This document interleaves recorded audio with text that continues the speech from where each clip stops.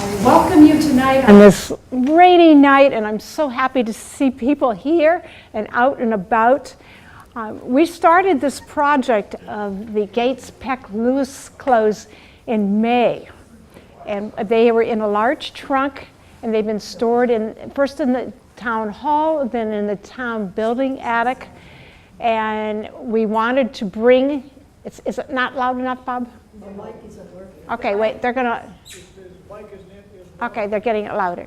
Okay, and so we wanted to make sure that the clothing and all the accessories were conserved. So we began a project that started as a small project that blossomed into a 6-month project. And this is the culmination of the project. We're calling it the Threads of Time Unfolding Stow's Historical Clothing. We researched it, photos and presentation. Rosemary and I worked together on it. Here we go. I want to give a special thanks to Rosemary Bond, Phoebe Habercorn for her expertise in conservation of textiles, Anna Moffat, who was our summer intern, college intern. She was just totally invaluable. Then we had our contributors. John Peck, who is the youngest of the Peck children.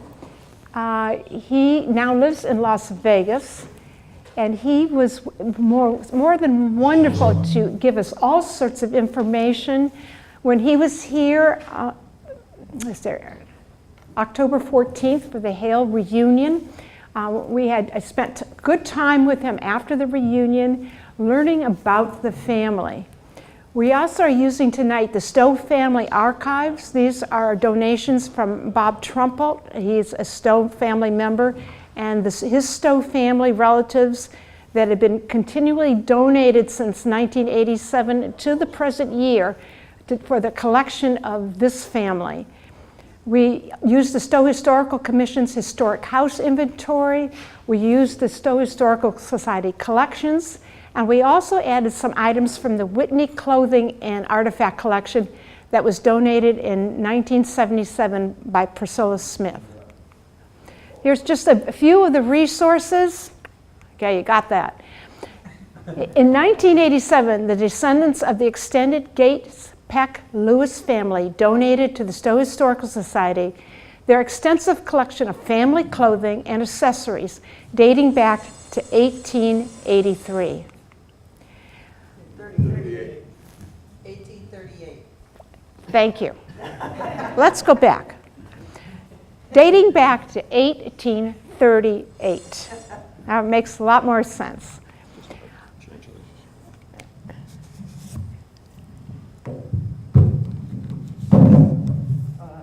Okay, is that better? Yeah. Oh, it's a lot better. Okay. The clothing was donated by the Peck siblings who were born in Stow between 1930 and 1937, Warren, Heidi, Eleanor, and John. And I'm sure some of you recognize the names. Heidi Buzzle now lives near Ossipee, New Hampshire. Eleanor is out west at the moment. I can't remember which state. John is living in Las Vegas.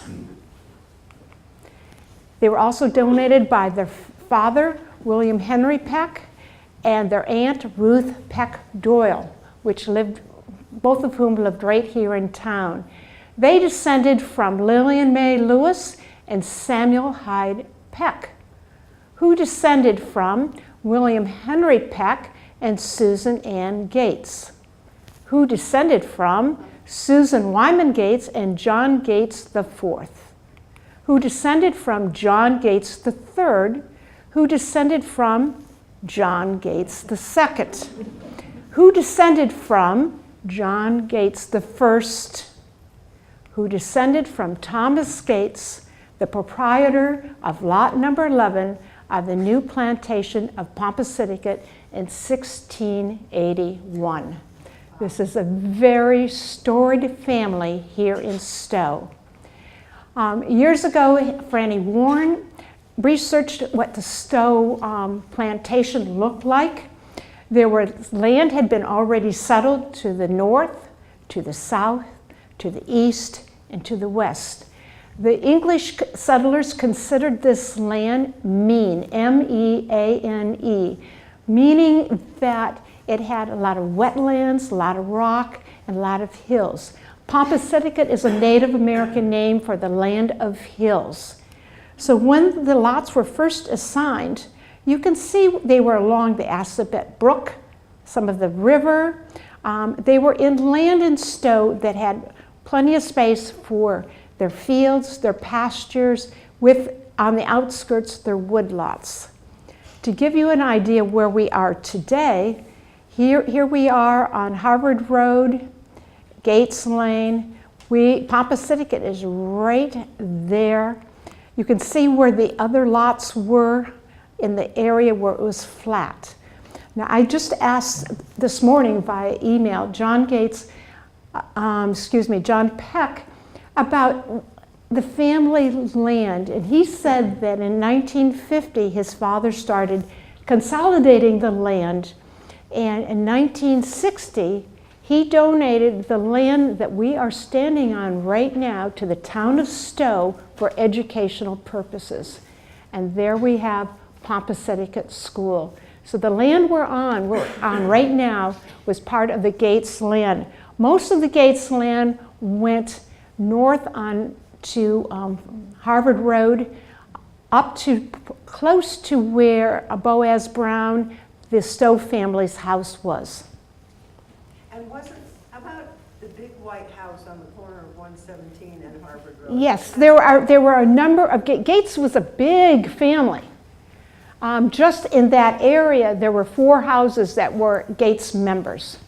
But the main house, which we'll see a picture of shortly, that's 567 Great Road. That is the historic homestead house, the oldest house that is standing.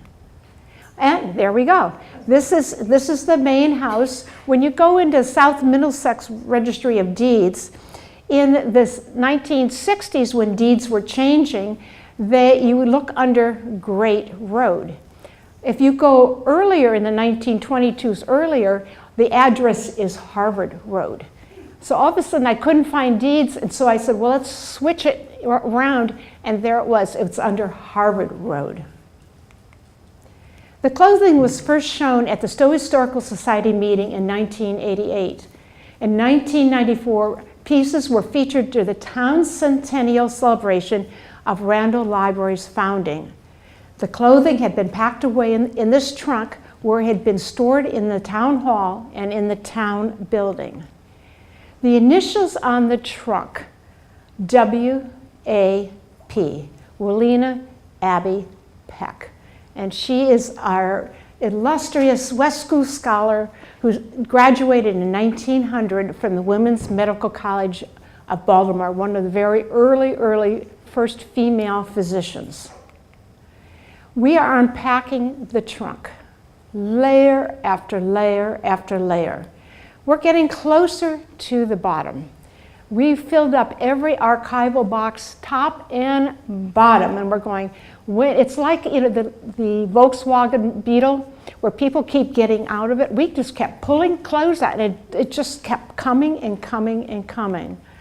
Our next step was the conservation of the clothing and digitizing the clothing and the accessories. It was a perfect summer job in our living room. The whole house turned into a workshop. Phoebe Habercorn was just marvelous. She has an extensive background in preservation of textiles. She was a wonderful teacher. Anna Moffett was our college intern for the summer. She was right there, and we just loved every single second of using. These are all textile conservation, preservation boxes. These are the acid-free tissue paper. We did everything, we hope, positively, perfectly correct. When we went on, each piece was so that wouldn't take out the wrinkles, was stuffed with the tissue paper. They were lined with cotton or muslin in the boxes, and on we went. This is a part of the stack. There's 1, 2, 3, 4. There's actually 5 of those boxes, 3 of these, and there's 3 more smaller. It stands over 6 feet high. It takes up a lot of space. For one trunk, this is what we have. John Peck. He has been marvelous to the point that, even today, I ask him a question, he's right there trying to find the answer. If not, he's looking for the answer. And he mentioned to me in September in an email that it was his great-grandmother, right up here, who was the collector of everything and stashed it all away. Now, many of us in our families might also have experienced this, where we have a relative. In my father's family, it was my great-grandmother. And she saved everything she could get her hands on, and it's a treasure trove. We had many, many questions about the men's clothing. And John said, well, don't put it with the Peck family, put it with the Gates family. And then it made sense, because I was trying to, it's older than when the Pecks came into the picture here. Susan Ann Gates. She was the only child of John Gates IV and Susan Wyman Gates. They were very distant cousins. She was born in Stow in 1841. She was educated at West School and then at Wilbraham Academy. At Wilbraham, she met William Henry Peck, who was from Connecticut. They were engaged, but then we had the Civil War. William Henry Peck served in infantry for Connecticut for 4 years. He was discharged in Virginia in December of 1865. And if you take a look, when they were married, 2 months later here in Stow. As soon as he got home, they were married. A year later, their first child, John Gates Peck, was born. 2 years later, William Grant, they called him Willie. And then a year after that, Samuel Hyde Peck was born. In 1866, John Gates IV died. 1869, Susan's mother died. She was willed all of the Gates land, with the stipulation that she could not sell it in her lifetime. Now that sounded wonderful until 1873. First of all, Willie died just before his 4th birthday from scarlet fever. And then William H. Peck on Gleasondale Road was in a carriage accident. The shaft of the carriage broke. He was thrown out. He was mortally wounded. He was brought home, where he died October 27th, 145 years ago today. 7 months later, Willina Abbey Peck was born. So John Peck was saying that his great-grandmother was in a big bind because she had this large farm. She got tenant farmers to work the land. She still didn't have enough money, so about 2 years after Willina's birth, she went to probate court and talked to the judge, petitioning that could she sell her woodlots so that she could feed her children. And on the story, we have one strong lady with this. This is the one picture we have of the Peck family. This was taken in Connecticut, post-Civil War. This is John, this is William, and this is Anne right here. This is William's parents. This is a brother, a sister-in-law, a brother-in-law, a sister. This is a sister, brother-in-law, and a brother and a sister-in-law, the whole family. This is the one picture. This is in his sister's house, hanging in the living room, the picture. And we have an Historical Society. It's a very large portrait of William Peck, which had been sketched. And it wasn't until I put this into the PowerPoint that I realized, take a look at the picture. This picture was sketched from the family portrait. And I asked John about this, and he said yes, he agreed that he believed this picture was created so that in the Peck home, the children would have a picture of their father. They could see their father because they were so young. We know this picture is taken before October 1871 because that's when this sister-in-law died.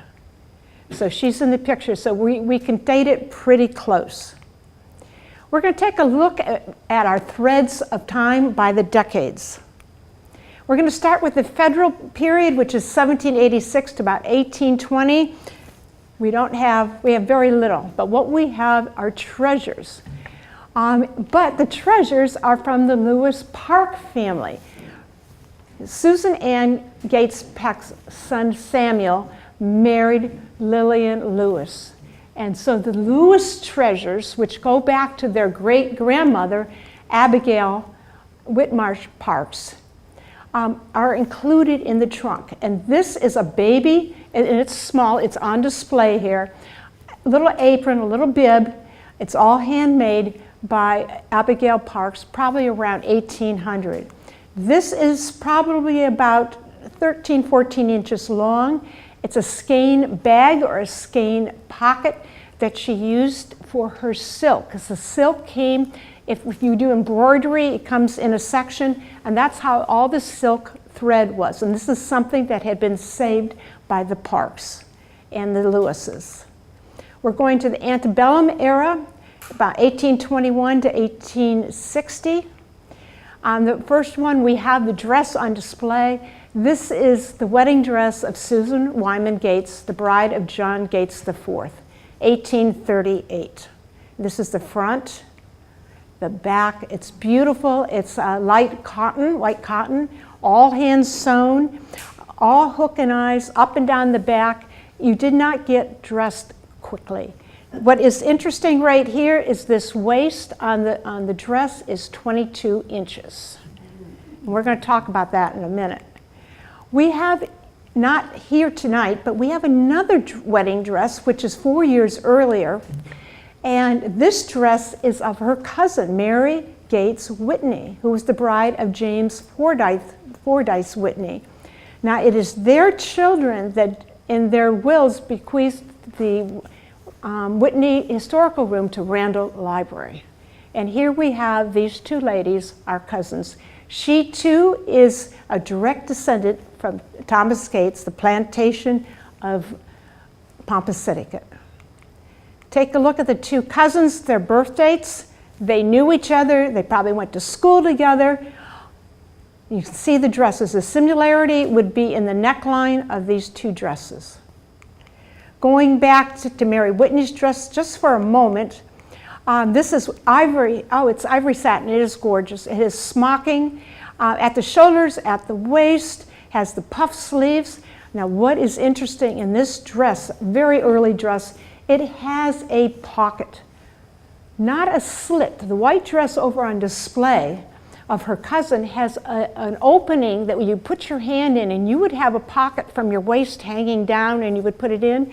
This is actually very sophisticated pocket in this dress. It also came with this. This is not a sandal. This is a hoop skirt. And we have never opened it up. I'm not sure if it would be a good idea to open it up. But this was wonderful because what this told us is, first of all, this is what a hip hoop skirt would look like. And it's a French word from a crinoline, from horsehair, linen. And this, if we open it up, should look similar to this one. And what was exciting about this, looking at all our dresses, which are so full skirts, they are circle skirts and they are heavy. We now know, because we have the hoop skirt, that our ladies of Stow were following the fashion trends. Absolutely, positively. How did they find out about the fashions? Well, all our fashions either originated in France or in England. And by 1830, we ladies, whether we're in Stow, whether we're in my Michigan territory, wherever you are, you had magazines. You had Godey's Lady Magazine, the Ladies' Companion Magazine, Graham's Magazine, Peterson's Magazine, and just to name a few.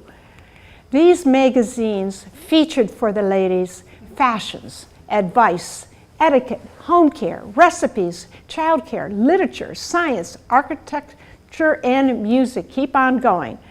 The Godey's pre-Civil War circulation, this is to the states and the territories, was over 150,000 pre-Civil War. One of the things the Godeys featured each time they published were fashion plates. We have one from 1872 on this display. Now these would be the fashions of high society, but it certainly gave people an idea of what the fashions were like. And this one I chose because our clothes here in the United States and in England were all featured by Queen Victoria, the Victorian age. She was very much into fashion and she only wanted British fashion. And here in the States, we followed whatever Queen Victoria wore. And if you take a look at her dress here, take a look at here and the fashion plate, it's absolutely amazing, right there. We also in town had our own balls. At the J. Parker House in Stow in 1846, in the morning you could go to a sleigh ride and you had a very fancy evening ball starting at 6 o'clock. We have another card in our collection from 1849 where you had it starting 3 years later, it's 6 o'clock, you have a 4-piece band. And take a look, all the managers are men. This whole thing was organized by the men of Stow. Where was the Parker's Hotel? Where was the Parker's? You know, I don't know. I was trying to find out, and because we are right now, we can't get into the town vault because we are voting, and we have voting right now daily. All the ballots are kept in the vault and we don't have access right now until after the election. So I could not find out exactly where. I'm sure we could locate it if we could get to the records. We also had Elmbrook. We had many places, but this one we have a picture of. And Elmbrook would be where the Gardner Inn used to be, across from the Lower Common in Stow. And it was built in 1877 to 1878, and they had elegant dresses there.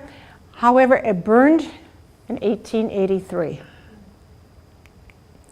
So the milestones for affecting fashion, first of all, we had the fashion plates, the fashion magazines, and then we had photography. People were dressing in their best, and they were sharing their pictures, and the word spread. Queen Victoria and Prince Albert were big time important for us. And by 1840s, tailors were realizing that men's and boys' clothing did not change much. And they were making clothes in small, medium, and large and selling them ready-made in stores. And here's one store in Boston that's featuring boys and youth clothing that's ready-made. We also had the Industrial Revolution. We had the sewing machine. For industry and home, big game changer. By 1860, Boston, New York City, Philadelphia, Washington, D.C. were considered shopping meccas of the United States. Right after that, we had patterns. Some patterns were made. They were basically one size, and then you would have to take your own measurements and try to figure out where you stood in this one size. And Ebenezer Butterick and his wife Ellen, who lived in Sterling, were saying, why don't we make them graded? We'll make them all, we make size 2, size 3, size 4, and have the lines. So they tried it on tissue paper. It was so successful, everyone wanted them. They established a business in Fitchburg. They outgrew the space in Fitchburg, and within 3 years, their business was in New York City. By 1866, they were making the women's patterns. Now, if Boston is a mecca for shopping, in Stow, how are we going to get into Boston? Well, it was pretty easy because we have the Fitchburg Railroad by 1844. And it opened in Acton. They wanted it in Stow, but we had all of the inns and all of the stage traffic going through Stow, so it wasn't Stow. It went to Acton. And we know people were using it because John Whit Randall and his sister Belinda and their friends, we have letters talking about how they used this railroad to get to their home. They told their friends how to do it, and they began using it in 1844, as soon as the railroad opened. They boarded the train at the Fitchburg Depot in Boston, and the Boston Public Library just happened to have a picture of it. And then the carriage met them and took them to the house. Now, if they could do it, we know the ladies of Stow and people of Stow did it also.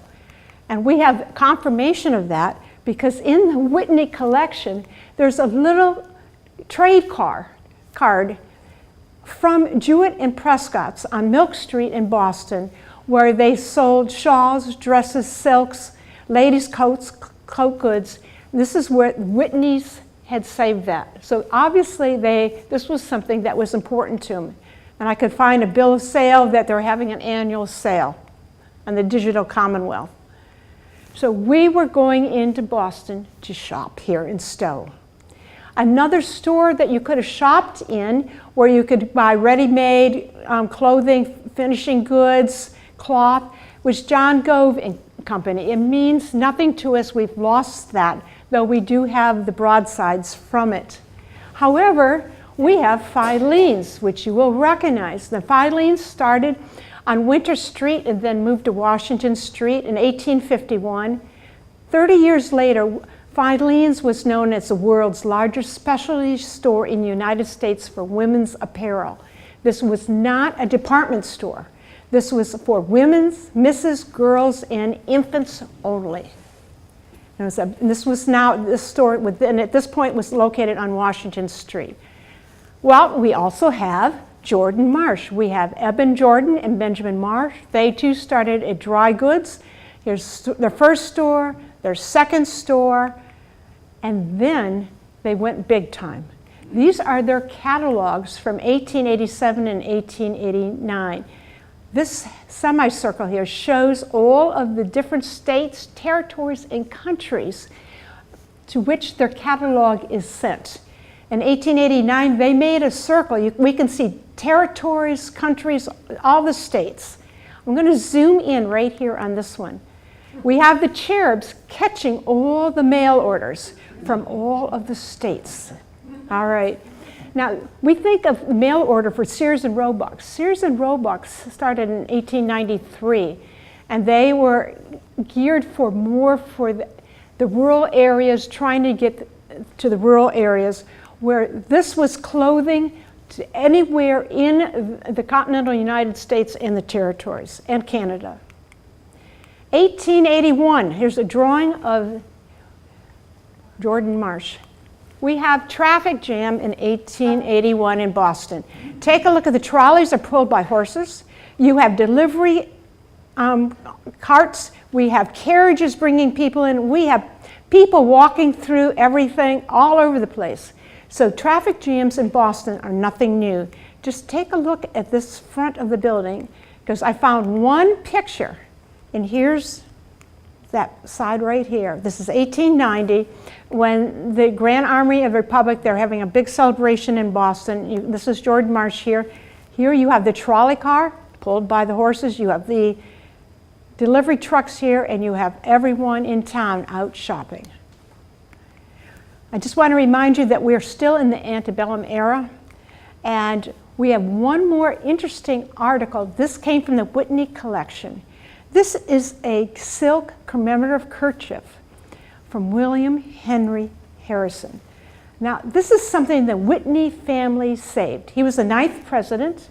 He was in office exactly 1 month before he died from pneumonia. And this was something that, with the treasures that they saved and then donated, we received. And it is in pristine condition. It is gorgeous. And here in our little town of Stow, we have this. It'd be interesting if any other museum had something such as this.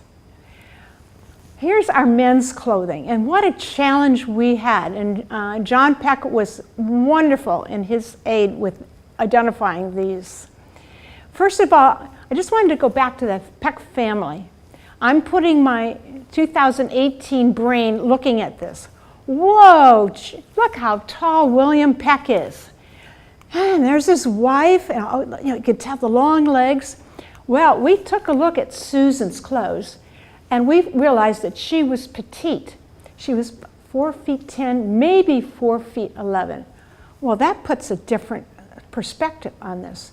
And now take a look at the feet. What do we have? Can you see what they have, all the men are wearing? They have 2-inch heels on.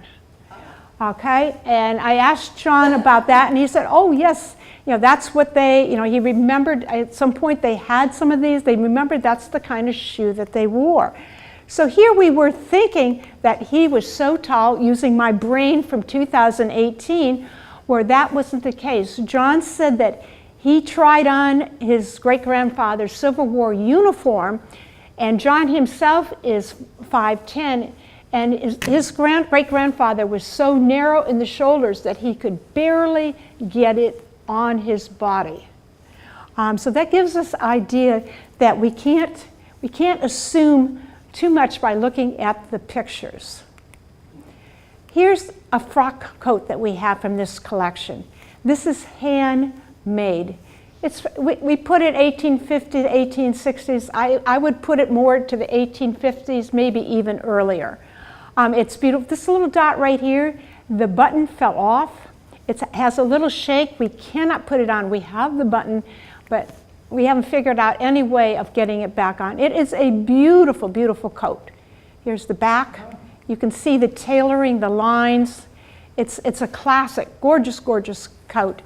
And I just was going through pictures, and I said, look at this, look at the coat, and what Franklin Pierce is wearing.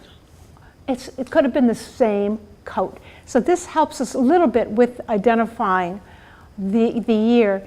And John Peck said, oh, he's quite sure that all of the men's clothes came from the Gates family. Don't put it with the Peck, but at least the generation before that. And that's where it made sense. Here's the lining to the coat. It's the pink and white checked satin. It is gorgeous. And when you go back and look at this picture, his brother is wearing a top coat. It's long.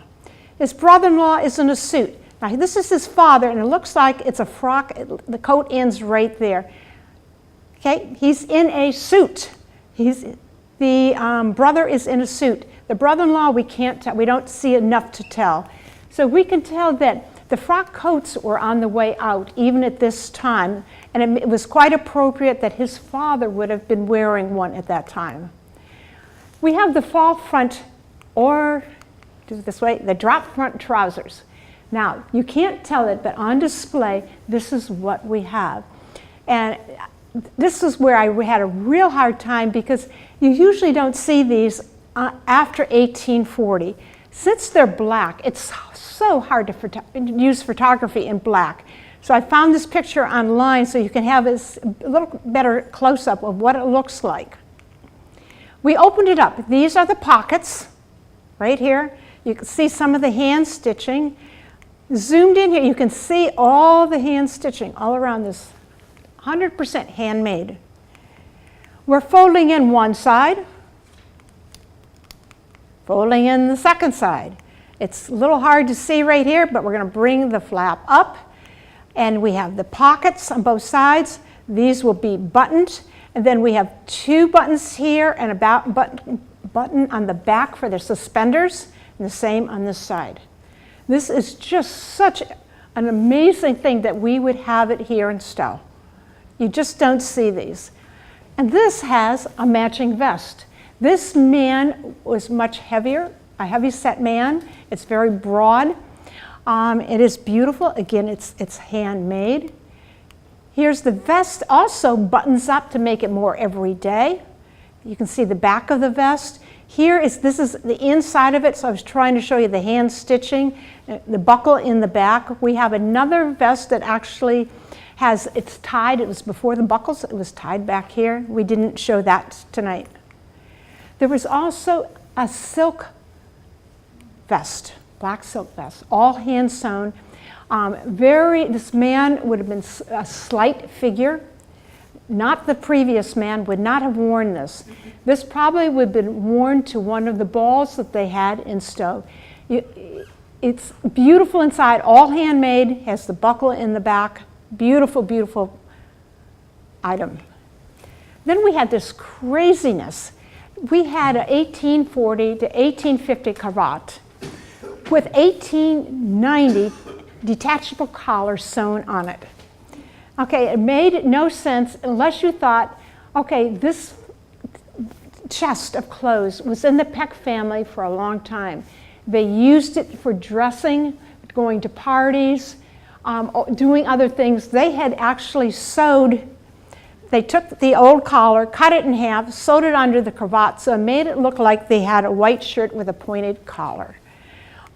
We can date the detachable collar easily, and we can see what they did. We don't have right now pictures of the Gates family, but what we do have is we have the cabinet cards, the pictures from the Stow family. The town of Stow was named by Governor Bradstreet after his friend John Stow, who immigrated from England at the same time. The Stow family stayed in Roxbury. The governor took that name and changed the plantation of Pompasitica to the town of Stow. The first Stow family from this family that came in, it was around in the 1760s, and they ended up settling in the Boaz Brown house on Harvard Road. And this is David Stow, and this was a picture. This is a tintype picture. He is dressed in his best. He has his frock coat on. You can see his waistcoat under it, the cravat with the collar. He is dressed to show. This is somewhere between 1850, 1860. The Stow family married into the Tenney family on Taylor Road. And this is Daniel Tenney. And you can see his frock coat, his cravat, and he has a type of vest underneath it. They would wear their absolute best for their photographs. This has no relation to either one of the families, but it's our Elijah Hale, who's a well-known Stow figure, a prominent politician here and in Boston. Very much involved in Gleasondale and the building up at the factories down in Gleasondale. This lovely picture, he has either a frock coat or a top coat on. He's a waistcoat. You can see the cravat with the tie here. This might be a monocle. If he had his chain for the pocket watch would have been lower. What is really interesting is we have one picture of the house which was torn down right after he died. It was in Gleasondale, opposite the Stow and post office. And I'm going to zoom in on it, and it's amazing how big we can see it. Here is Elijah Hale. Here is his wife in the Civil War era clothing. She has a dark apron. That's the first time I'd seen a dark apron. It was very, very interesting. But take a look at Elijah. He is a prominent man of town. He has his top hat. He has down here, he has his long top coat, his hand in the middle, just like Abraham Lincoln. What is interesting is we have one picture of William Henry Peck.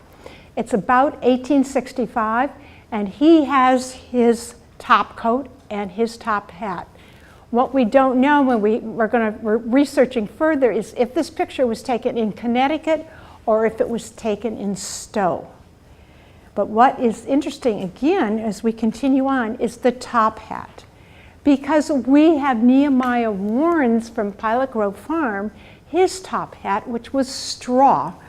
And in the winter, he would take the lining out, and and it had a leather lining for the winter. It would be taken out in the summertime. And there's the lining there, you can see it. And this is on display in the Whitney Historical Room. The other thing that was really interesting in the men's clothing is we had a Smock-Type shirt. And this shirt, instead of being sewn down and being pulled over the head, it's open and it has two buttons. Whomever this man was, he had very narrow shoulders. He would have worn it as his work clothes, whether he's in the field or his trade. You know, he might have had an apron on or a vest. This work shirt has a little collar. This has just a little bit of a collar right there. The last of the men's things, we have a homespun nightshirt.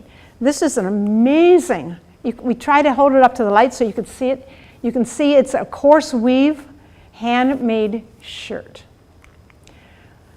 The only ladies on this side is we have 4 bonnets, cotton bonnets. The cotton bonnets would have been worn during the day.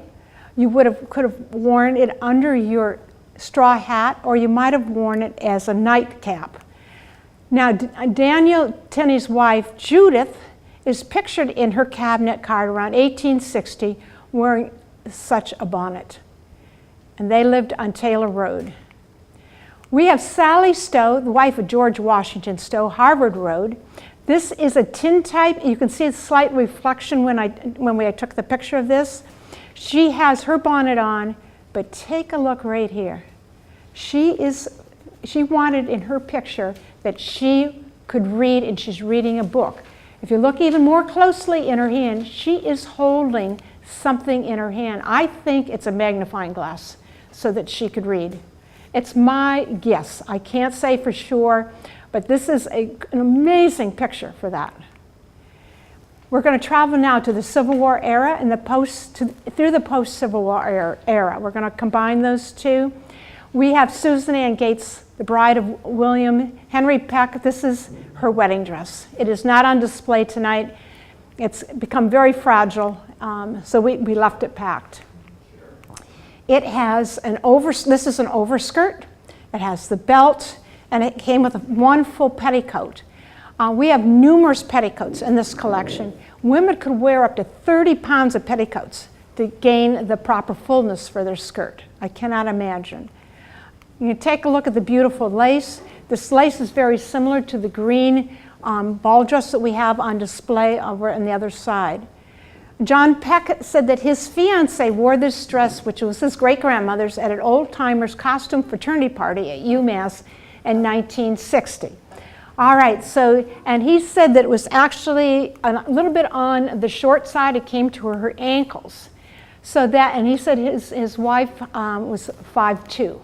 So that gives us a real good idea that his great-grandmother was 4'10", 4'11". Just real quickly, so you can see what a hoop skirt would look like if you had one underneath. During this era, the Punch magazine, there was all sorts of wonderful political, satire-type cartoons about the hoop skirts. And they would serve women on long handles because they couldn't reach them. Their skirts were so wide. There's a lot of fun things. Now here's Susan Ann Gates. This is a ball gown. It is on display. You can see how small she is. This would be a type of dress that you would have worn to one of the balls in Stow. Then we have her everyday Civil War dress. Now this is the only dress. C.V. Habercorn loaned us her dress form that she used and her daughter used. The waist can shrink down to 27 inches. The waists on all of these clothes are 22 inches. We couldn't use the dress form, except with this one, because many of the dresses were two-piece, but I'm going to bring it a little closer. This dress, we think it was her maternity dress, because you can see right here there's a tie where you could bring in the bodice, you could let it out, and you could let out the dress, the skirt also. It's very pretty. It's a very light cotton, has some nice little ruffles, very typical of the Civil War era. As were the aprons, we have this apron on that dress tonight also. One dress that it's not here tonight, but this is a brown checked dress. It is beautiful with the brown cording, the heavy weight, go back, the heavy weight at the bottom to keep the dress weighted. It has the mutton sleeves, handmade buttons, the belt. Here, these are all handmade buttonholes. The whole dress is handmade. We have fabric over in the box that was left. They saved the fabric. We have the leftover fabric. This dress is a heavyweight, everyday dress. I think it should have been, it looks a little long. We believe it's Susan Gates. I think it needs to be hemmed up on our model. What is interesting is that when you look at it very closely, there's hand stitch repairs in this dress that they made. The back side, you can see it's worn here. We have to be very careful with it. Again, like with all these dresses, there's a heavy insert at the bottom. And we were almost wondering, gee, if that was to help protect the hoop skirt from rubbing out the dress. It very well could be. We have another ball dress. We'd have loved to have brought it tonight, but we only had so much space. This is brown satin. It is gorgeous. It had 16 hooks and eyes going up the back. It would have had 1, 2, 3, 4 bows on it. You did not get dressed quickly. Again, the waist is 22 inches. Eliza Rogers Stow, the Rogers family, is also a longtime Stow family. The wife of Abraham Stow, they lived at the Stow Tavern. Here she is in 1860, the lace collar, you had the cording on it, the drop sleeve, it is beautiful. Stow Tavern, the house still stands on 117. Right over here off the road is where the Lions Club have their lot where they have flea markets. Right over here, that was part of the Stow. The gas station in Dunkin' Donuts is across the street. The brook, the Assabet Brook, goes right past here. You would never know it today. So this is Abraham Stow's wife, Eliza. Take a look at the chair and the table. Because here's her daughter in her same era, sitting on the same chair with the same table in the studio. So it was taken at similar time. Again, has the lace collar, typical of this era. You go back to the extended Peck family. Each one of these women, they have the drop shoulders and they have lace collars or lace inserts on their costumes. We have the lace collar or shawls. We have beautiful, beautiful collars that they wore around their dresses. We're going to switch gears to the children's clothing. We have 6 or 7 of these baby infant dresses. The children of this era, they had them in long dresses. They could go up to 48 inches. We have one that's longer than 48.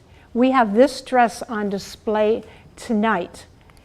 We did not, in the Stow family, we did not have a picture of this, so I found online. Here's the mother 1860 picture with the baby in that long dress. What we do have a little past this period is William Stow's granddaughter, Stella, who was 7 months old in 1886. If you take a look at that, Gerber baby, my gosh, you think this picture was taken today. And you can tell that she has a long dress on. That's as close as we could find from the Stow family picture. We have the infant tops, or they called them the underblouse, a small child's bonnet. We have the Civil War toddlers' dresses. Typical, they had the square neck, little puff sleeves. Here's the same thing. This one is on display. It's for maybe a 2-year-old. We have 3 more. This one on the far end is on display. Again, take a look at the necks. The 2 on the ends have an insert between the bodice and the skirt. And keep a look at that. In this picture here, we have Emma Stow, the daughter of Judith and Tenney and Edmund Stow, who next generation at the Stow Tavern. And she is wearing the same type of dress. You have the square neck, the little sleeve, the insert, the dress. Go back. It's not the same dress, but the style is identical. This is what the little kids in Stow were wearing. There was a pinafore, an apron from a toddler. And we said, my first thought was, yay, Mom, because this child really used it to its advantage. It kept the dress clean. We were folding it back, looking at the stitching to see it was hand stitched, and we're looking at it, and this is what we saw. The W, embroidered in W. Wylena Peck, the youngest of the Peck siblings, born of Susan and Henry Peck, William Henry Peck, 1874. So this would have been probably 1877, 1876. And here's Wylena. Take a look at her. And again, we have a black and white picture. Think about what color might her hair have been. If you look over on our displays, we have her hair from her youth, and she certainly wasn't. Did anyone see it? Yep. Yes. And what was she? Red. She was a redhead. All right, she was a redhead. So these black and white pictures, we can't make any assumptions from our pictures whatsoever. This dress, when Rosemary and I saw it, I took our breath away. This is typical Civil War era. The bright blues, the bright reds. You read about it, but until you see it, you don't understand it. This pattern is cording, braiding. It's all hand stitched. They would lay a tissue paper pattern down and they would stitch it down by hand. I was going to put it on the picture on the back side, but it just doesn't show well enough. It's probably for about a 3-year-old. This could be a boy or a girl. At this era, boys wore dresses. It buttons all the way down. We're missing probably the bottom 3 or 4 buttons.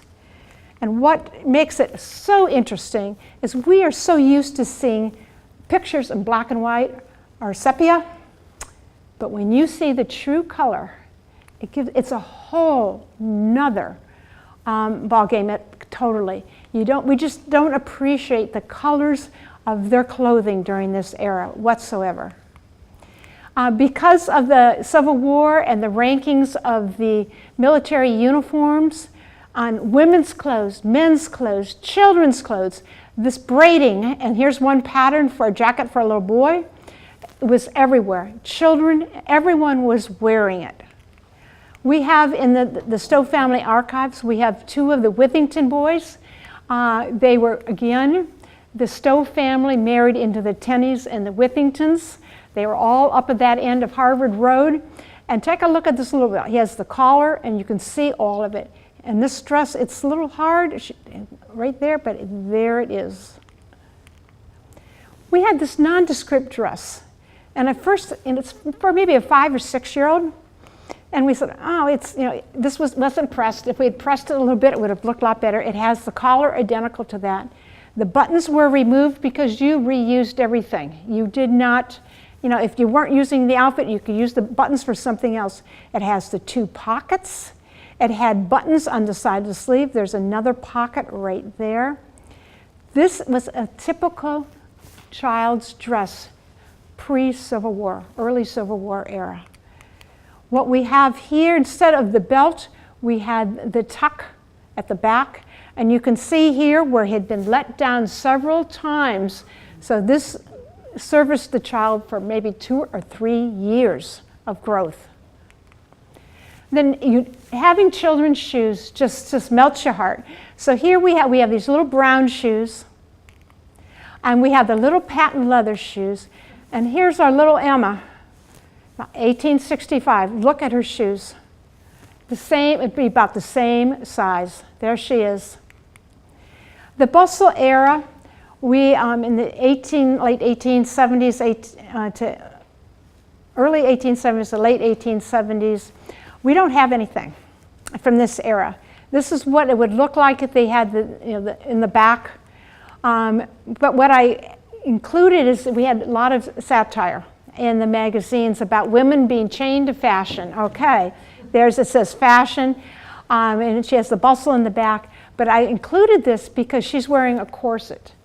They would put these corsets on the women, and they would pull them so tight that the rib cages were actually compressed, and that is how we got our 22 inches.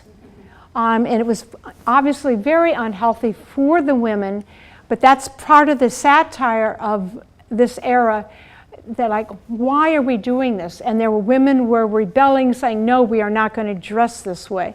You also have funny little cartoons about how am I going to pack my hoop skirt? We're trying to get everything ready. In the Edwardian era, the Victorian era, we have some lovely examples. We have a newspaper in Stow at this time, and this is a newspaper, it's 1898. And on the front page, right here, we have the Charles E. Brown store in Hudson, and they're having a clearance sale. So we can go to Hudson, and if we, look at that, we can get our corset covers for 39 cents. We get a wool skirt for $1.09. So we can shop the kid gloves if we needed them. They have their summer sales. This is the wedding dress of Lillian May Lewis, the bride of William H. Peck, the third child of Susan Gates. This is a picture of Lillian right there. It is one gorgeous dress. It is on display. Again, the waist is 22 inches. You can see a little bit more. It's beautiful. The inside, it's all hook and eye. And now not only do they wear corsets, but they have what I would call What is the material? It is, it's a silk. Silk. Or they called them bones right here. So they had a corset and the bones in it. And this little loop is that they would hook it to the skirt so it looked like a one-piece dress. What is interesting is with this dress, they had another sleeve on it. And it was very common that they would change. This is a handmade dress. We do have the silk from this dress. And they would match the styles. But the sleeves on this dress were in fashion at this time. So she opted to change the sleeves to have a straight sleeve so she could have the lace. It is absolutely amazing. It's quite gorgeous. Beautiful, beautiful dress. It's probably one of our best preserved dresses that we have. And here's Lillian May Lewis, the one picture we have of the interior of West School. Here she is, the school marm, 19 years old, the year before she was married. She stands maybe 5'2" at the most, and there she is. Take a look at the top she has on, and you look in the Jordan Marsh catalog. It's very similar. There it is. High fashion, with her apron to keep her skirt clean during her work day.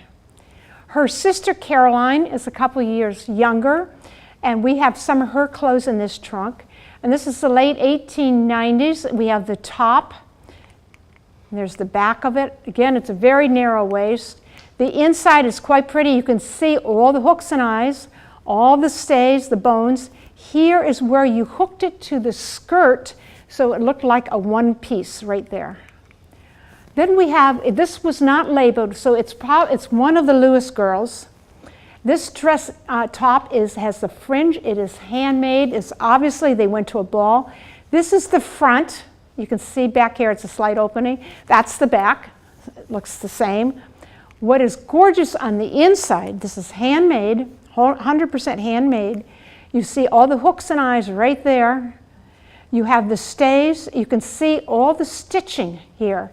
And this is when dress shields were started to be sewn into the dresses. So this dates it perfectly for somewhere in the 1890s. We have two sets of these long doeskin gloves. This one has the pearls, very thin arms. The other set is whiter and it has the white buttons. And interestingly, when I Googled this, the Philadelphia Museum of Art had a pair, now they took a better picture than I did, of the white gloves. These are the same, except it's missing a button. We have all the buttons. Actually, by looking at the fingers, I say our glove is in better condition than theirs. I want to go back and retake my pictures now, because when I saw this picture, I said, whoa, they did a great job. We've learned a lot of photography, believe me, on how to do this.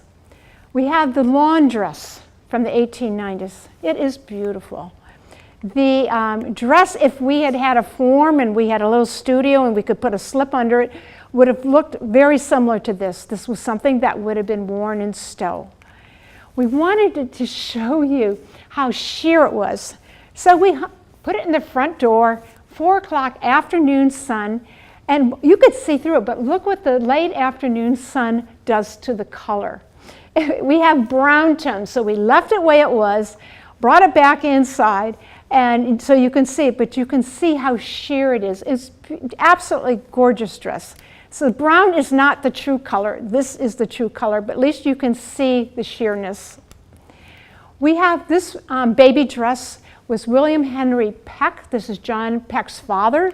This is his baby dress. It was dated 1899. His feet would have come to about here. So the baby clothes now the dresses have gotten much shorter. Here we have William Henry Peck's Lord Fauntleroy outfit. I just about had my heart was beating when I saw this. It's the most gorgeous outfit. He was probably about 4 or 5 years old when he wore it.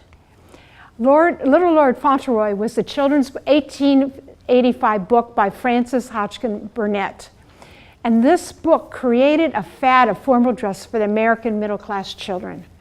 Sometimes you would hear it called the Buster Brown style, but this was, they had all different variations. Here's one from the Survey of Historic Clothing book. You can see how they adapted it. This is my father. He's 2 years old. We're up in rural Sault Ste. Marie. They have the fad up there too. You can see the belt, the belt, the belt. They have the little pants underneath it, the long top. It's Little Lord Fauntleroy. Taking a close look at this, I thought, how did they get this child? You think of 4-year-old and 5-year-old, how itchy twitchy they can be, and you want to get them dressed in white. They had to put it on them, and then they had to button it down the front. They had to button the dickie in, and then the back, then they had to button it behind the neck, put it down behind the collar, and then these tiny little buttons, which forever just to unbutton to show you this, to unbutton the belt. I cannot imagine, and they wanted to keep the child clean. This was only worn for very formal occasions.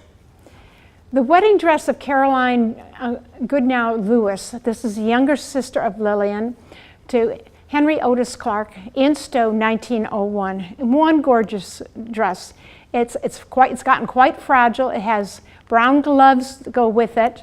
What is interesting is this dress was her mother's 1873 wedding dress. And we have a box of silk telling us about that left over. And it is gorgeous. The hat is over on display on the counter. You can see the sleeves here, beautiful. The full skirt, the heavy bottom. And since this was the era of the bustle, it would be interesting. We don't know how this was adapted. But it could have had a bustle. They might have remade it. We just don't know. We have a bride and her bridesmaid shoes. We also have the bridesmaid skirt. I don't know whose shoes go with which. We have one pair of shoes on display. We also have the parasol, which we didn't bring.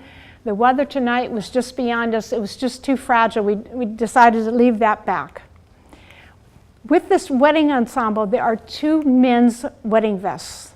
I chose this one to show you because we can date it because we have a label in it. And the label we can find online with, thanks to the Google books. There we have it, and we can date it. It's perfect, goes right with the wedding. They had 5 early embroidered 1900s embroidered blouses, just gorgeous. Here's 1, 2, 3, 4, 5.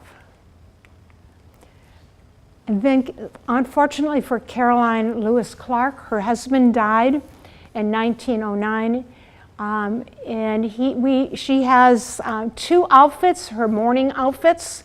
This is one, it's a 2-piece, it looks like a 1. This is a 2-piece, I separated it so I could get all the labeling in it. And she would be wearing black for a good year. We have one other mourning dress, and it looks like it would have been for someone who is pregnant. We assume it could have been Susan Ann Gates when William Henry Peck died. because she was pregnant with Willina. There's no writing on it. We just don't know. It's handmade. It could have been. We don't know. That takes us on our tour. We started in the early 1800s, and we have no photos of that era, but we have the Louisa Hosmer Tenney 1830 paintings of the Lower Common. We have 2 of them in Stow. And when you zoom in on this one, you can see the early fashions, the straw hats. You can see the men back here. Here, take a look at this. The top hat, the frock coat right here. The drop front pants right there. Perfect. It goes to the early 1900s. We have the era of the Gleasondale Mill. You see the women wearing their aprons, their clothing that we have. These would be everyday clothing, not the fancy clothing that we showed you. The First Parish Church outing at Whalum Park, you see all of the blouses that we just showed. This is the era for the adults. And we have this one wonderful picture from Lower Village Cemetery in the background of a 1903 car. And we have the fashions of the time. They have the white blouses, and our trunk is empty. That is it, the end. There.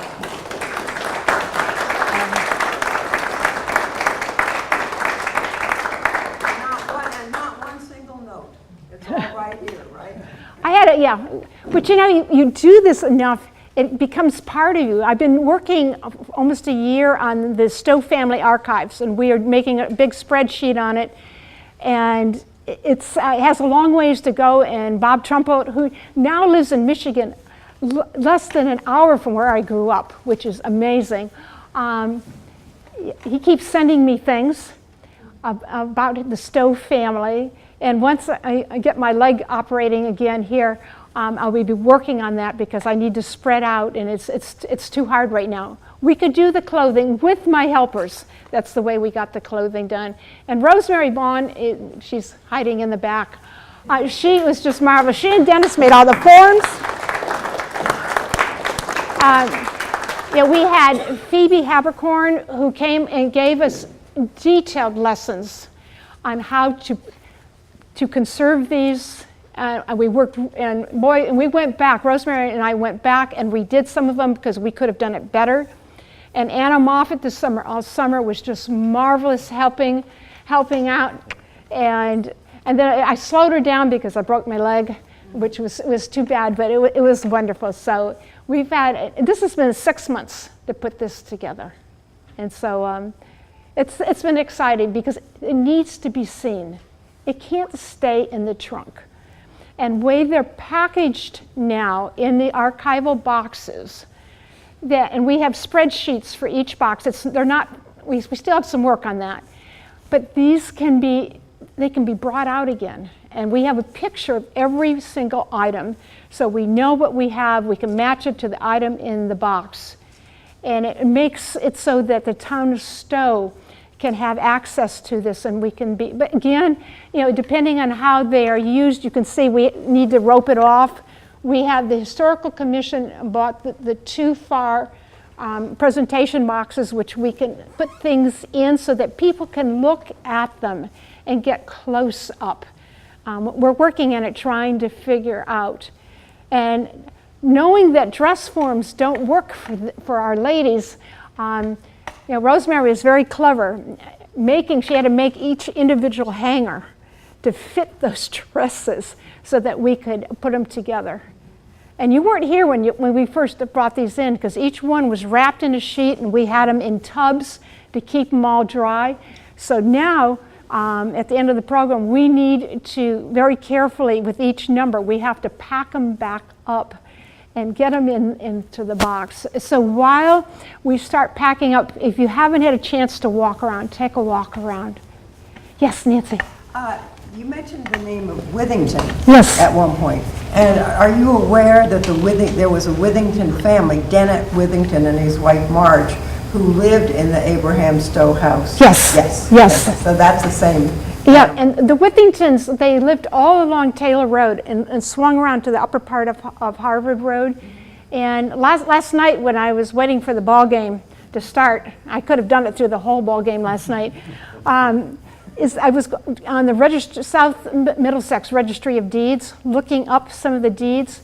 And when you look at, they talk about the tree by Abraham Stow's house to this pile of rocks, to this oak tree, to Moody Tenney's house land. So the Tenneys, I thought, were always on Taylor Road, but they had land over on Harvard Road. And one other interesting piece was Chris Withington was in the same class as my daughter Katie. They both rode horses. They could ride, and we had a place where we had I think a small jump. They could ride through the fields from our house across to Chris's house, which I think was the Abraham Stow Yes. house. Once Katie was coming home by herself, riding her horse, she had a very strong sense of seeing a rather ancient person riding a horse, just a little off to one side of her. She came home. So I can't tell which of the Pecks or whatever that was, but she thought something was there. You know, it's amazing with the Gates. We're so many Gates families. When we are trying to figure out, we're reading, you know, in the births and the deaths, Mary Gates. We cannot match. We don't know who the parents were because they used the same, like John Gates, 1, 2, 3, 4. They used the Gates and there's the middle name. It's really tricky. Some of these we can't match. We don't know who the parents were because there could have been 6 or 7 Gates families in Stow at the same time. And with the Stow family, there were numerous Stow families once they settled here in town. The same with the Whitneys. There are many, the same name over and over and over. So you had mentioned that the town was renamed Stow. After people that didn't even live here? That's right. How did that happen? It was the governor's prerogative. He picked the name. The governor of the Massachusetts Bay Colony chose the name. And he was given a list of common English names, and as soon as he saw Stow, he said, well, John Stow is my friend. We came over on the boat together. He lives in Roxbury. We're going to call this area Stow. And that was early on. That was 1683. 1683. So it went with them from the plantation of Pompasiticate, which is the land of many hills, to Stow. And we're still the land of many hills. So at one point I was told that Pompasiticate meant a low and swampy place, but now it's many hills, so. That is interesting. I haven't, it was called, they called it the mean land. So Linda, have you ever heard of that one? I haven't, that's the first time I heard that one. Huh. But that's okay because, you know, that's how we learn. We'll have to check it out because. When I bought my house on Harvard Road back in '93, I was doing the house inspection and I was being eaten alive by black flies. And so I used to claim that Pompasiticate meant home of black flies. And then somebody told me, oh no, it means a low and swampy place. And I said, well, I was about right on the money. Yeah. Now, many hills, huh? Yeah. Okay. And what was interesting, it was just tonight, as we were driving here, that John Peck answered my question because this morning, well, he's in Las Vegas, so you know there's 3 hours difference. I said, wait a minute, how far did the Gates land go? So it went to the far eastern side of our land here, Pompasiticate, is where the end was. And it went to the Stow Tavern, and then it went way down Harvard Road, then it went across the street up Gates Lane and would go down Whitman. So it was an extensive area, and it was slowly sold off and sold off and sold off. So now the house is just on that little piece of land. And then you have many Gates families. The house across the street was Gates, and then you have several houses down that were Gates family also. So please get up and walk around because I know many people want to go watch the Red Sox.